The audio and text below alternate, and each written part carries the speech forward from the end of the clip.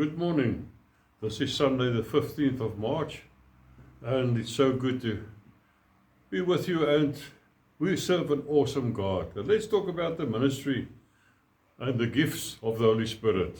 We read from 2 Corinthians 13 verse 14, the grace of the Lord Jesus Christ and the love of God and the communion, in other words, the partnership, the fellowship, the sharing together, the responsibility of the Holy Spirit be with you all. And then Paul says in 1 Corinthians 2 verse 9, but as it is written, eye has not seen, nor ear heard, nor have entered into the heart of man the things which God has prepared for those who love Him. Take note of this, but God has revealed them to us through the Spirit, for the Spirit searches all things, yes, the deep things of God. How wonderful is this? And Jeremiah prophesied in the Old Testament, Jeremiah 33 verse 3, call to me, and I will answer you, and show you great and mighty things which you know not. Isn't those the things that that Paul says in 1 Corinthians 2? Eye has not seen, or ear heard, or have entered into the heart of man, the things that God has prepared for those who love Him. And 1 Corinthians 2 verse 11, for what man knows the things of a man except the spirit of the man which is in him?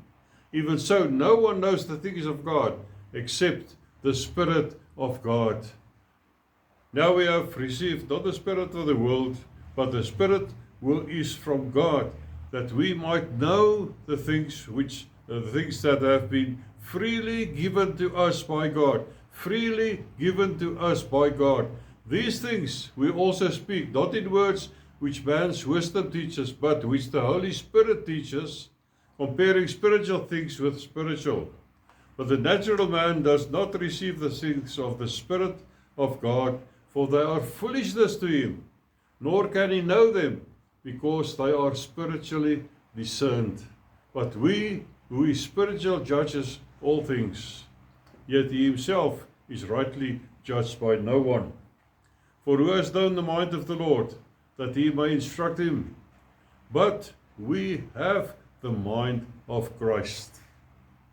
And the apostle wrote in Romans 8 verse 3, for what the law could not do, in that it was weak through the flesh, God had by sending His own Son in the likeness of sinful flesh, on account of sin, He condemned sin in the flesh, that the righteous requirement of the law might be fulfilled in us, who do not walk according to the flesh, but according to the Spirit. We saw last Sunday that they who walk according to the Spirit, they are sons of God.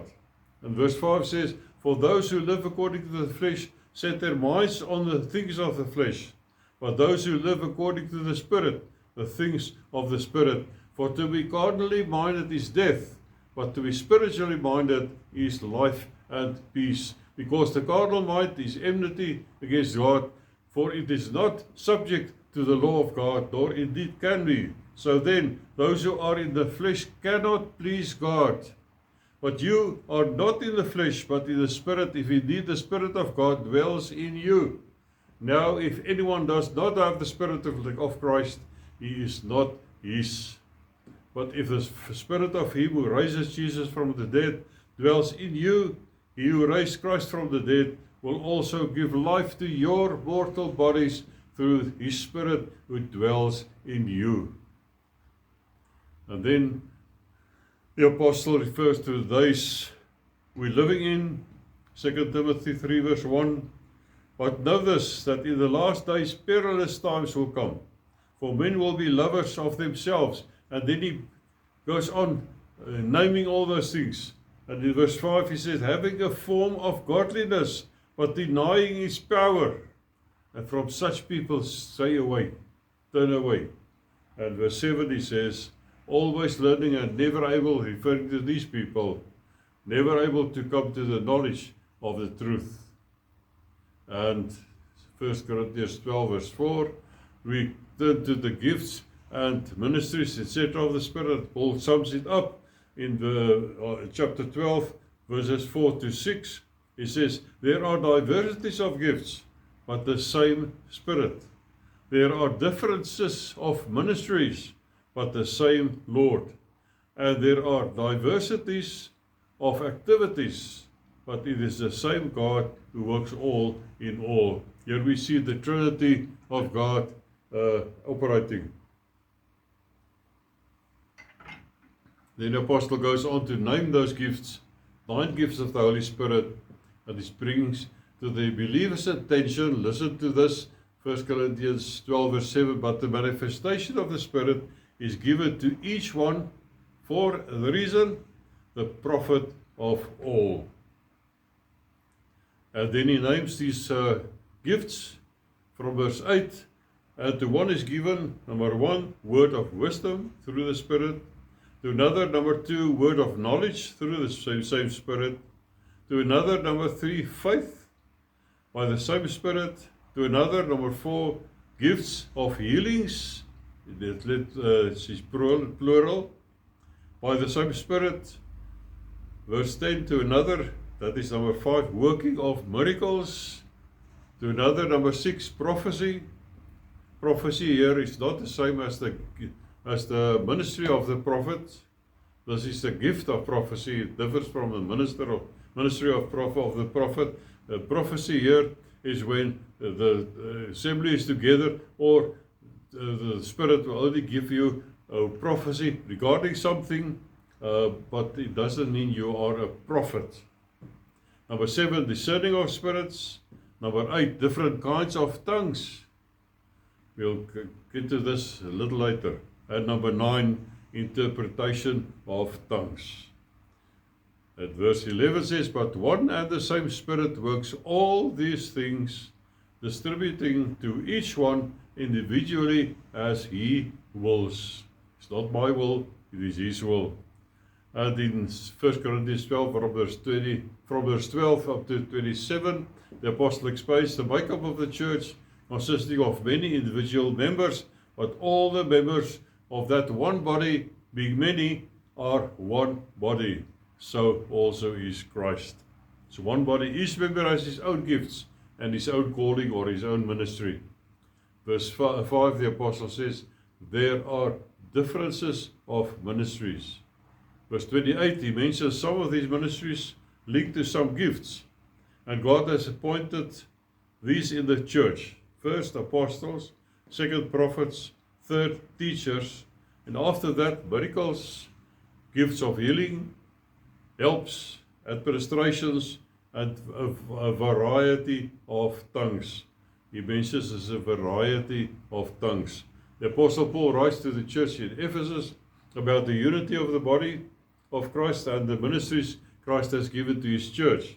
Ephesians 4 verse 4, there is one body and one Spirit, just as you were called in one hope of your calling, one Lord, one faith, one baptism, one God and Father of all, who is above all, and through all, and in you all. But to each one of us, grace was given according to the measure of Christ's gift.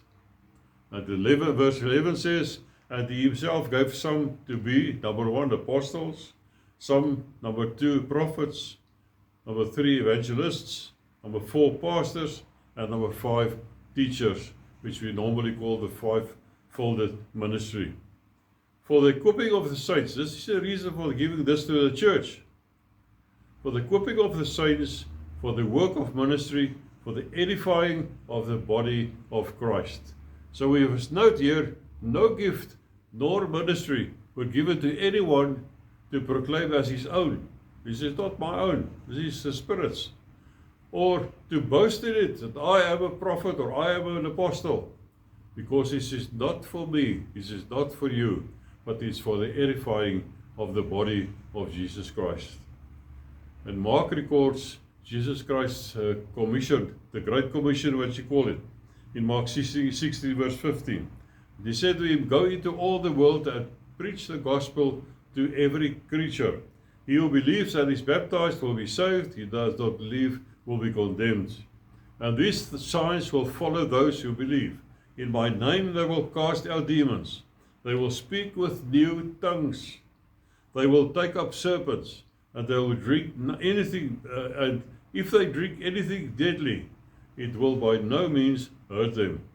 They will lay hands on the sick, and they will recover. Mark this, speak with new tongues. Amongst these, yes, we see this, will speak with new tongues. There's clearly more than one application when they're referring to speaking in tongues. Speaking in tongues in Mark 16, verse 17, could refer to the gift that was for those who were going to be baptized in the Holy Spirit into the body of Jesus Christ, and which gift they were to use to affirm the gospel, as happened in the historical context in Jerusalem at the day of Pentecost. These were foreign languages they spoke, which the speakers did not learn, but yet they were enabled because of the supernatural intervention of the Holy Spirit. There are many testimonies of this gift manifesting up to in our lifetime. We must observe that the baptism in the Holy Spirit is an event which includes all believers, not one excluded. Acts 2 verse 4 says, and they were all filled with the Holy Spirit and began to speak with other tongues as the Spirit gave them utterance. That's why the apostles required on every occasion when they visited believers in various cities and nations, if they received the baptism in the Holy Spirit. And if not, they prayed with him, and they were all baptized in the Holy Spirit. And in many of those instances, it is recorded that they spoke in different tongues. In 1 Corinthians 13, with verse 1, the apostle refers to the tongues of men and angels. According to the Word Study Dictionary, the word tongues here refers to a language or dialect spoken as by a particular people. So that's a known language. Throughout Scripture, angels were delivering messages from God to people, and they spoke in the language familiar to the person spoken to. Hebrews 2 verse 2 says, for if the word spoken through angels proved steadfast. Never did God or an angel he sent speak in someone's language spoke to someone that could not understand that language. Therefore, I presume that languages spoken by angels are always understandable by the hearer. Then we come to the most controversial part of speaking in tongues. This is in King James Version, is translated as an unknown tongue. This refers to the practice of speaking in an unknown tongue, not comprehended by someone, and therefore not an ordinary spoken language. For this reason, the apostle teaches how to use tongues within the church and therefore to be orderly. 1 Corinthians 14 verse 23. Therefore, if the whole church comes together in one place and all speak with tongues, and there come in those who are uninformed or unbelievers, will they not say that you are out of your mind? Verse 2. For he who speaks in a tongue does not speak to men but to God. For no one understands him. However, in the Spirit he speaks mysteries. He doesn't understand it himself. And the apostle says in 1 Corinthians 14 verse 18, I thank my God, I speak in tongues more than you all. Yet in the church I would rather speak 5 words in my understanding, that I may teach others also, than 10,000 words in a tongue. And 1 Corinthians 14 verse 14, he says, for if I pray in a tongue, my spirit prays, but my understanding is unfruitful. I wish you all spoke with tongues, but even more than you prophesied. He compares the two gifts with one another. For he who prophesies is greater than he who speaks with tongues, unless indeed he interprets, that the church may receive edification, and again edifying the body of Jesus Christ. In verse 13 he says, therefore let him who speaks in a tongue pray that he might interpret. This is not to suppress the speaking in tongues in church. I found in recent times that there are more and more videos posted on YouTube and viewed by many, where so-called believers confess that they stepped away from speaking in tongues for various reasons. This I can't understand. Did they become naturally minded? Did they become fleshy? 1 Corinthians 2 verse 14 said, but the natural man does not receive the things of the Spirit of God, for they are foolishness to him, nor can he know them because they are spiritually discerned. And then Paul wrote to the Galatians in Galatians 3 verse 3, are you so foolish? Having begun in the Spirit, are you now being made perfect by the flesh? These people who talk such nonsense, are they greater than God's generals? What was the backbone of God's generals in their ministry? I'm going to record a few of them. Smith Wigglesworth said he prayed a lot in tongues, every morning, at least 1 hour. He was known for the workings of miracles, countless healings, and raising 14 people from the dead. Kenneth Hagin said, I quote, I have found in my own life over a period of more than 60 years that the more I speak in tongues, the more I pray and worship God in tongues, the more manifestation of the other gifts of the Spirit I have in my own life too. When you pray in tongues, you speak into existence the plans and purposes of God in your life. You establish the counsels of God for your life and much more. Praying in tongues consistently paves the way for a deeper dimension of the same Spirit of God. You could go ankle deep, knee deep, waist deep, till you experience the overflow. Even at that, you could still go deeper. There is no barrier. End of quotation. Dave Robertson said, quote from him, the more I learned, the more I came to realize that speaking in other tongues was not only a spiritual law uncovered, it was also a spiritual foundation upon which everything else regarding spiritual gifts and their operation rested. God trades your natural plans and ideas for His through the supernatural medium of exchange, tongues for personal edification. John G. Lake said, I quote, I want to talk with the utmost frankness and say to you that tongues have been the making of my ministry. It is that peculiar communication with God when God reveals to my soul the truth I utter to you day by day in the ministry. Many times I climbed out of bed, taking my pencil and pad, and jot down the beautiful things of God, the wonderful things of God that He talks out in my spirit and releases to my heart. Tongues have been the making of my ministry. Apostle Paul said in Romans 8 verse 26, likewise the Spirit also helps in our weaknesses, for we do not know what we should pray for as we ought, but the Spirit Himself makes intercession for us with groanings which cannot be uttered. Things that we cannot say, because the Spirit knows what is in us and what we need. And Jude 1 verse 20 says, but you, beloved, building yourselves up in your most holy faith, praying in the Holy Spirit. One last thing. There are denominations that teach that if one does not speak in tongues, that person is not baptized in the Holy Spirit. I do not fully agree with it, because the Apostle Paul says in 1 Corinthians 12 verse 29, are all apostles, are all prophets, are all teachers, are all workers of miracles? Do all have gifts of healings? Do all speak with tongues? Do all interpret? But earnestly desire the best gifts.